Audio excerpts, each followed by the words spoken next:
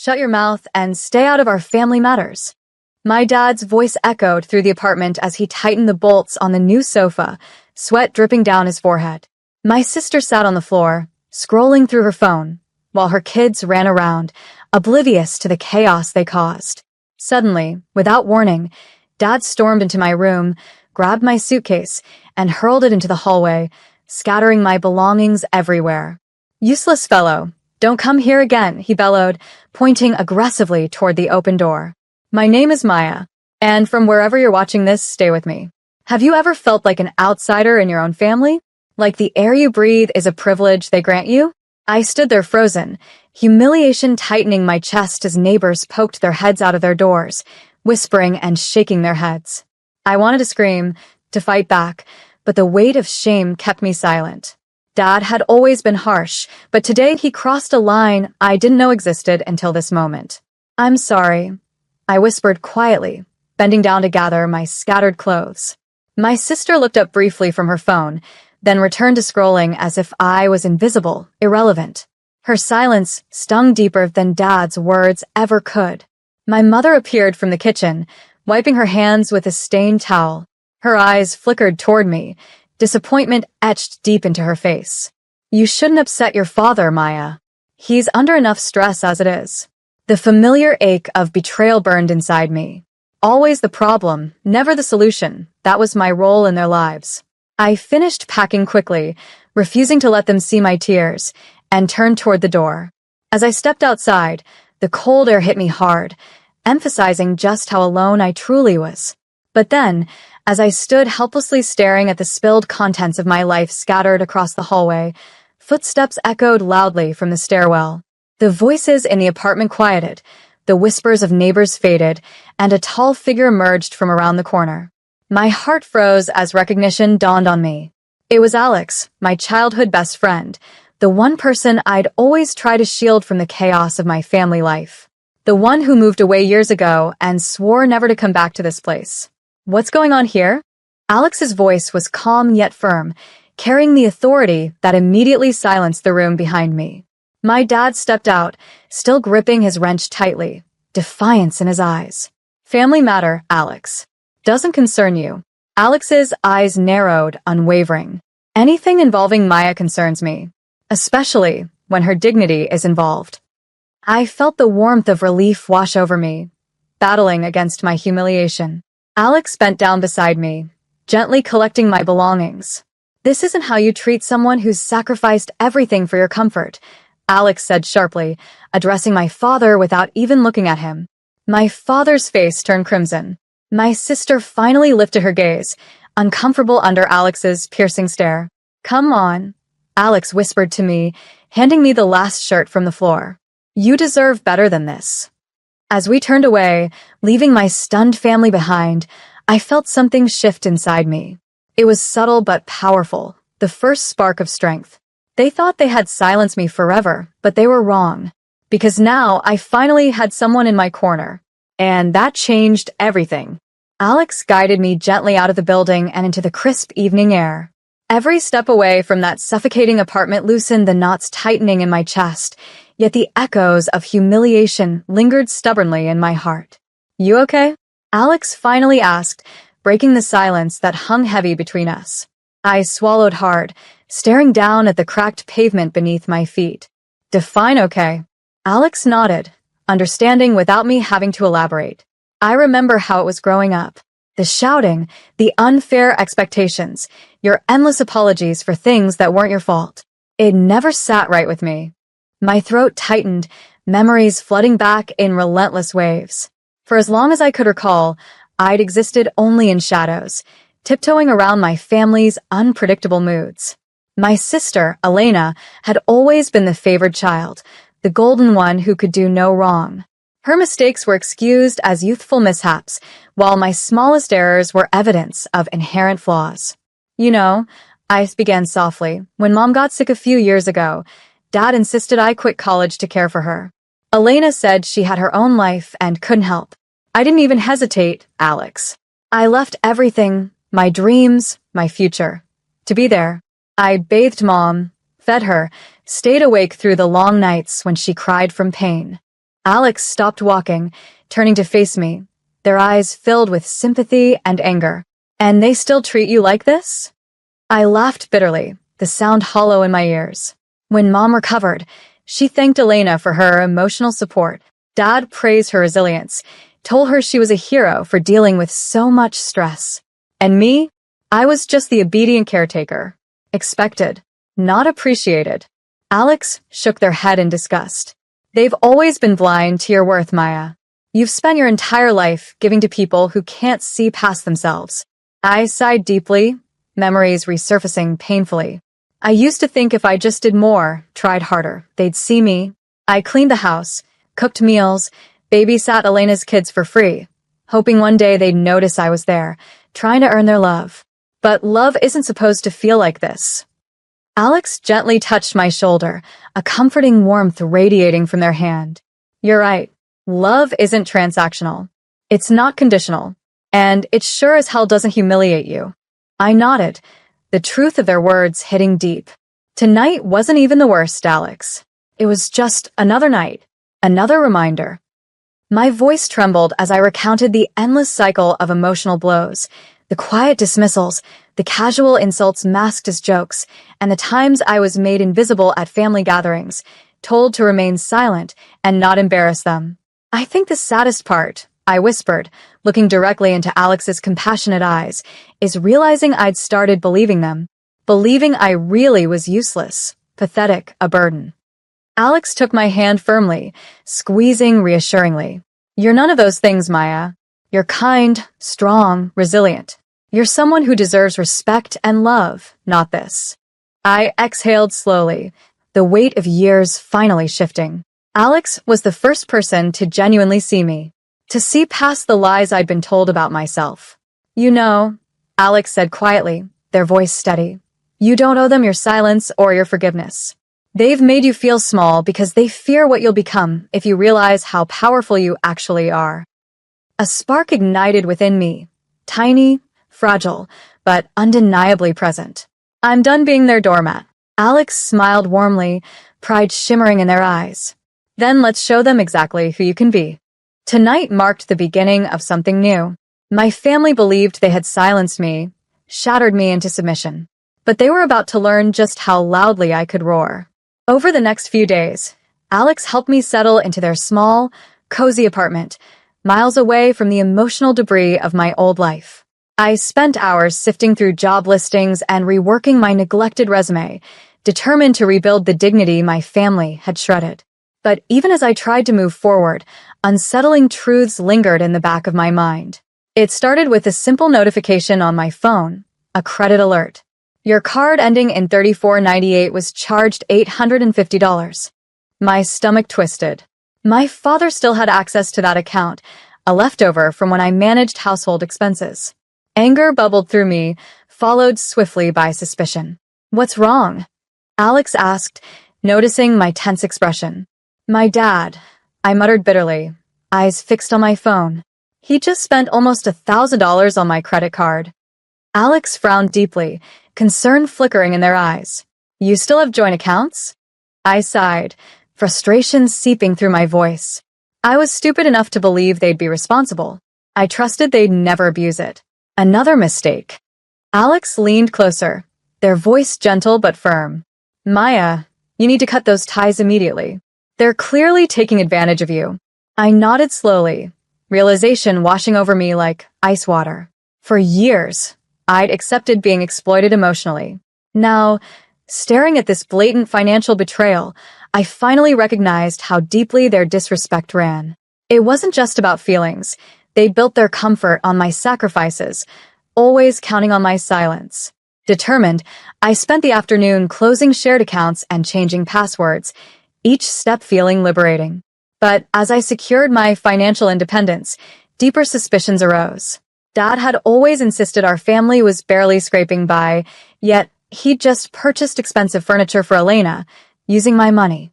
I couldn't shake the sense there was more hidden beneath the surface. Late that night, sleep eluded me. Restless, I dug through old emails and documents I'd long ignored, hunting for anything suspicious. Within minutes, my pulse quickened. An unopened email from a bank I'd never used caught my eye. My hands trembled as I clicked it open. Congratulations, Ms. Maya Reed. Your new joint account with Mr. Robert Reed has been successfully created. Current balance, $18,250. My breath stalled in disbelief. Dad had opened an account, using my name, my identity, my credit. He'd hidden money, likely siphoned from the family funds I'd managed, into an account I had no knowledge of. My heart pounded furiously as betrayal morphed into something darker, recognition. The pieces snapped into place. My forced silence, their harsh dismissals, the relentless humiliation. It had all been carefully orchestrated to keep me powerless and unaware. If I doubted myself, I'd never question them. Alex emerged sleepily from their room, sensing something wrong. Maya, why are you still awake? Tears blurred my vision, but anger sharpened my voice. They stole from me, Alex. More than money. They stole my trust, my dignity, my future. Alex crossed the room instantly, embracing me tightly as sobs shook my body. They'll never hurt you again, they whispered fiercely. We're going to expose everything. In that moment, clarity crystallized within me. My family thrived on deceit, manipulation, and my perpetual silence. They treated me as disposable, a means to their selfish ends. But no more. I wiped my tears, jaw tightening with newfound resolve. I'm going to dismantle every lie they've built. I'm taking back everything they've stolen. Alex nodded solemnly, eyes burning with determination matching mine. I'll help you. We'll plan this carefully. They taught me silence. Now I would teach them accountability. My family was about to learn a lesson they'd never forget. Over the next few weeks, Alex and I meticulously crafted our plan. Every step had to be precise, subtle, and devastating, just as their betrayal had been. For the first time in my life, I channeled my pain into clarity, transforming my anger into cold, strategic resolve. The first step was clear: documentation. Late nights became our sanctuary, hunched over laptops, piecing together every hidden truth from the web of lies. I uncovered accounts in my name I never opened, credit cards maxed out on purchases I'd never made, loans taken under my identity, and even insurance policies naming my family as beneficiaries without my consent. Each discovery sharpened my determination and fortified my anger. One evening, as the clock ticked toward midnight, I stared numbly at another newly unearthed loan, $25,000 borrowed against my identity. My father's signature mocked me from the screen, confident and bold. How could they? I whispered, voice shaking from anger and disbelief. Alex, sitting beside me, gently squeezed my shoulder. Because they never expected you to fight back. They've always underestimated you, Maya. I took a deep breath, steadying myself. Then, let's make sure that's their biggest mistake. The second step of the plan required careful maneuvering. I contacted a lawyer, Rachel, who specialized in identity fraud and financial abuse. Rachel was compassionate yet fiercely competent, promising she'd guide me every step of the way. The more evidence you gather, Rachel advised, the stronger your case will be when we file charges. We need this airtight. So I waited, gathering silent ammunition, credit statements, signed documents, surveillance footage from banks showing my father confidently forging my name, even emails exchanged between Elena and Dad discussing how to keep me unaware. Each revelation felt like a fresh wound, but every piece made me stronger. Meanwhile, life continued outwardly normal. My family believed I'd quietly disappeared into insignificance. Occasionally, Dad sent condescending texts reminding me I owed them for years of accommodation. Elena would casually demand babysitting favors, as if nothing had changed. I ignored them, responding minimally, playing along while Alex and I built our invisible fortress of evidence. Step 3 was the quietest but most crucial, securing financial safety. With Rachel's help, I systematically froze unauthorized accounts, disputed fraudulent charges, and contacted credit bureaus to flag identity theft. Each step dismantled my family's illusion of control, brick by brick.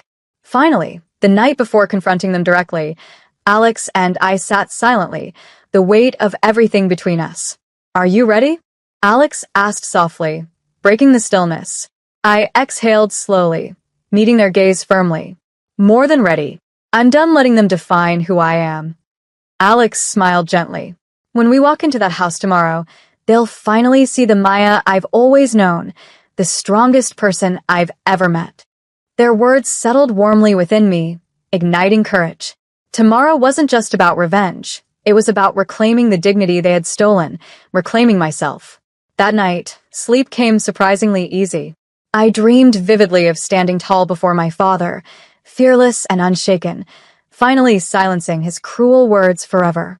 When morning broke, sunlight poured through Alex's curtains, bathing the room in gold, a perfect day to reclaim my truth. I dressed carefully, every choice deliberate, a sharp suit, hair pulled confidently back, shoulders straight. I stared into the mirror, seeing strength, resilience, and something I'd long forgotten, worth. Alex handed me a folder thick with proof, eyes filled with unwavering support. You've got this. I took the folder firmly, feeling its comforting weight. My family's lies had thrived in shadows. Now they would be dragged into the light. Today was the day I became their reckoning. When we arrived at my family's apartment, my pulse hammered with a blend of anxiety and anticipation. I stood before the familiar door, folder clutched tightly in my trembling hands. Alex placed a reassuring palm against my back, steadying me. You're ready, Alex whispered softly. I nodded firmly and knocked, 3 sharp, determined taps. The door opened to reveal my father, his smug confidence dissolving into confusion when he saw me standing tall beside Alex. Maya? What's this about? He sneered, attempting dominance immediately. Accountability, I answered calmly, stepping firmly inside, Alex close behind. The living room fell into tense silence as my mother and Elena looked up from the sofa, their expressions shifting from surprise to mild irritation. Elena's kids paused their noisy play, sensing the heavy tension crackling through the air. What do you think you're doing barging in like this? Elena scoffed, her voice dripping with disdain. Dad already told you, stay out. I ignored her venom, focusing solely on my father, my voice sharp but composed. I'm here because you've crossed a line that even you can't erase. Dad's eyes narrowed threateningly. Don't be dramatic. If this is about money, we'll talk later. No, I interrupted, voice clear and unwavering. We talk now. Without waiting for his permission, I spread the folder open on the coffee table, revealing a meticulously compiled stack of evidence, credit statements, loan documents, forged signatures, every ugly truth laid bare in bold black ink. My father paled visibly, realization crashing into him like a wave. What's going on? Mom whispered, suddenly afraid, eyes darting between Dad and me. This, I pointed forcefully to the documents, is every account you've opened in my name, every loan you've illegally taken, every piece of my identity you've stolen. Elena shifted uncomfortably, her bravado faltering. Maya, this must be some misunderstanding. No misunderstandings, I snapped sharply. Just lies. And crimes. Dad clenched his jaw tightly, his eyes furious yet desperate. You've misunderstood. These were just temporary solutions to family needs. You've always been so dramatic, Maya. I leaned forward, eyes blazing with strength I'd never known. I quit school, worked tirelessly to support this family, sacrificed my dreams for your comfort. And you repaid me by stealing my identity? By humiliating me, making me feel worthless, and then daring to blame me? Dad's face flushed crimson, his fists clenched as he realized he'd lost control. Watch your tone, he hissed weakly. Alex stepped forward, voice calm yet piercing. She doesn't owe you respect anymore. You've stolen enough from her. Dad glared at Alex, finally sensing his defeat. This is none of your business. Alex met his glare steadily. It became my business the moment you threw Maya out like trash. Mom's voice trembled. What are you planning to do, Maya? I straightened my spine. Every word deliberate. I'm pressing charges. Identity theft. Financial fraud. Emotional abuse documented by professionals. You'll face every consequence. Dad sank onto the sofa, visibly shaken. Elena paled beside him. You can't do this, he muttered weakly. I leaned closer, eyes locked onto his. You made me believe I was worthless. But I'm worth more than you ever imagined. You used my silence as your shield, but I won't stay silent anymore. Alex gently touched my shoulder, signaling it was time. I stood tall, facing the people who'd tried to erase me. You built your world on my back, but now it's collapsing, and you only have yourselves to blame. I turned confidently toward the door, leaving the broken silence behind me. Alex followed, closing the door firmly, a symbolic end to the past I'd left inside. As we stepped into the sunlight, a heavy weight lifted from my chest, replaced by strength and clarity. Finally, the tables had turned, and I was no longer the victim, but the victor. In the days following my confrontation, my family's world quickly unraveled. News of my father's fraud spread rapidly through our community. Neighbors who'd once turned their backs, whispering judgmental gossip at my humiliation, now gawked openly at the spectacle of his downfall. I watched from a distance, feeling no joy in their suffering, only a grim sense of justice. The evidence I'd gathered, meticulously reviewed by my lawyer Rachel, proved devastatingly conclusive. Investigators arrived swiftly, seizing paperwork, freezing accounts, and systematically dismantling the financial empire my father had built on stolen identities, mine included. Alex and I sat together one rainy afternoon, sipping coffee and quietly watching the news unfold on my laptop screen. Dad's face flashed across local news websites beneath harsh, condemning headlines. Local man faces charges of fraud and identity theft. Father arrested after daughter's shocking revelations. My heart twisted slightly, not in pity, but at the sheer magnitude of how far he'd fallen. I'd spent my entire life viewing him as untouchable, a powerful, controlling force I'd never dared defy. But seeing him now, handcuffed and humbled, I felt a strange emptiness where fear once lived. "You okay?" Alex asked softly, noticing my quiet reflection. I sighed deeply, nodding slowly. "It's strange. I've dreamed of this moment, but now that it's here, all I feel is relief. Relief that he can't hurt me anymore." Alex gently squeezed my hand. "You're finally free, Maya. He doesn't hold power over you now." Elena called me frantically that evening, her voice choked with panic. "Maya, what have you done?" "They've frozen everything. My accounts, Mom's savings, everything. My kids." "Elena," I interrupted calmly but firmly, my voice unwavering, "your kids deserve better than lies and theft. You knew what was happening and chose silence." "But I'm your sister," she pleaded desperately. "Yes," I answered quietly. "And that's exactly why your betrayal hurt even more." She fell silent, finally comprehending the depth of her complicity. I didn't realize how bad. "You never wanted to," I said, voice trembling slightly. "You all made it so easy to ignore me." I hung up gently, feeling both sadness and closure. They'd ignored my cries for years, silenced my pain, mocked my attempts to matter. Now, when their comfortable lies crumbled, they desperately demanded empathy they'd never given me. My phone buzzed again. Mom this time, her voice broken, barely recognizable. "Maya, please reconsider. We're losing everything." I swallowed hard, refusing to waver. "You lost me first, Mom. You just didn't care enough to notice." I ended the call, heart aching yet oddly serene. Years of silent suffering had taught me strength. They'd intended to break me, yet ironically forged me into steel. Days later, I stood silently in the courtroom as the charges were formally read against my father: fraud, forgery, identity theft, financial abuse. He stood stoically, unable to look at me, finally stripped of his manipulative pride.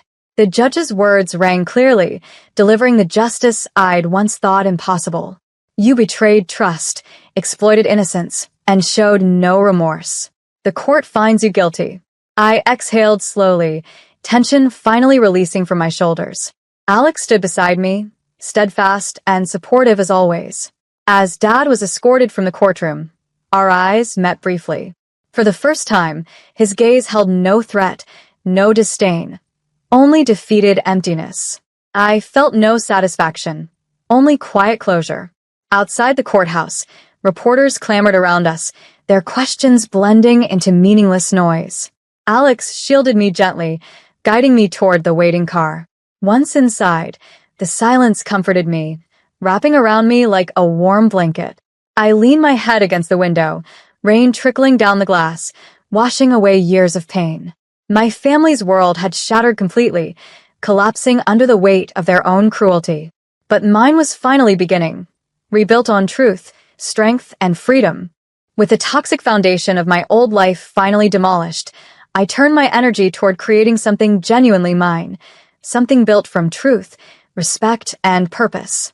Every step forward felt like reclaiming stolen parts of myself, filling the void they'd left with strength I never knew existed. Alex and I moved into a modest but beautiful new apartment downtown, far from the shadows of the past. Sunlight streamed through large windows, illuminating bare walls that soon filled with photos of laughter, joy, and peace. I found work quickly, an administrative job at a women's shelter that empowered survivors of abuse and financial exploitation. Each day spent there was deeply healing, giving purpose to my past pain. Weeks turned to months, and my confidence grew steadily. The quiet girl who once believed she was worthless had transformed into a woman who spoke clearly, acted deliberately, and never again allowed others to define her value. I counseled women who'd suffered as I had, watching with pride as they reclaimed their own voices, inspired by my journey. One evening after work, Alex surprised me with a small celebration, candles, flowers, and a home-cooked dinner. "What's all this?" I asked, laughing softly as I entered our apartment, warmth blossoming in my chest. Alex smiled broadly, handing me an envelope embossed with gold lettering. "Open it." Curious, I tore the envelope open, pulling out a crisp certificate, acceptance into the Women's Advocacy and Leadership Program. "I applied secretly," Alex explained gently, eyes shining with pride. "I knew you'd be perfect." My heart swelled, tears pricking my eyes as I stared at the document. I never imagined I'd be someone who could lead others. Alex shook their head gently, sincerity glowing in their eyes. "Maya, you've always been a leader. Your family just worked hard to make you forget. This is who you've always meant to be." I embraced Alex tightly, gratitude washing over me. The program offered specialized training in advocacy, law, and public speaking, skills I'd once thought beyond my reach, now perfectly aligned with my newfound purpose. The following months passed quickly, filled with late-night study sessions, challenging courses, and deeply rewarding community work. I learned not just about advocacy, but about myself, my capacity for empathy, resilience, and strength. Speaking at events became second nature, my voice ringing clear and confident as I empowered others to break free from their own cages of silence. News of my success spread quietly but steadily. Unexpectedly, Elena reached out again, her voice subdued yet sincere. "Maya, I've been watching you," she began hesitantly.